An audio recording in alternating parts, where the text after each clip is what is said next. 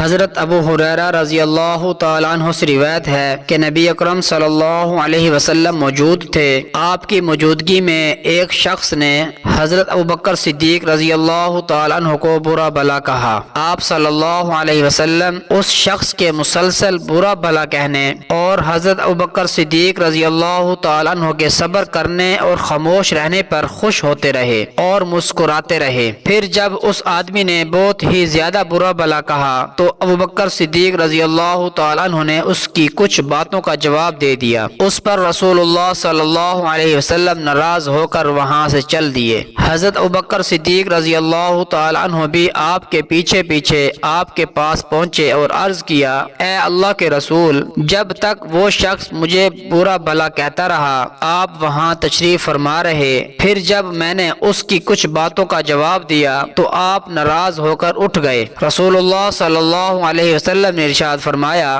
جب تک تم خاموش تھے اور صبر کر رہے تھے، تمہارے ساتھ ایک فرشتہ تھا جو تمہاری طرف سے جواب دے رہا تھا۔ پھر جب تم نے اس کی کچھ باتوں کا جواب دیا تو وہ فرشتہ چلا گیا اور شیطان بیچ میں آ گیا، اور میں شیطان کے ساتھ نہیں بیٹھتا، لہٰذا میں اٹھ کر چلا گیا۔ اس کے بعد آپ صلی اللہ علیہ وسلم نے ارشاد فرمایا، ابوبکر، تین باتیں ہیں جو سب کی سب بالکل حق اور سچ ہیں۔ نمبر 1، جس بندے پر کوئی ظلم یا زیادتی کی جاتی ہے اور وہ صرف اللہ تعالی کے لیے اسے معاف کر دیتا ہے اور بدلہ نہیں لیتا تو اس کی وجہ سے اللہ تعالی اس کی مدد کر کے اس کو قوی اور مضبوط کر دیتے ہیں۔ نمبر 2، جو رشتہ ناتا جوڑنے کے لیے دینے کا دروازہ کھولتا ہے اللہ تعالی اس کے بدلے اس کو بہت زیادہ دیتے ہیں۔ نمبر 3، جو دولت بڑھانے کے لیے سوال کا دروازہ کھولتا ہے اللہ تعالی اس کی دولت کو اور بھی کم کر دیتے ہیں۔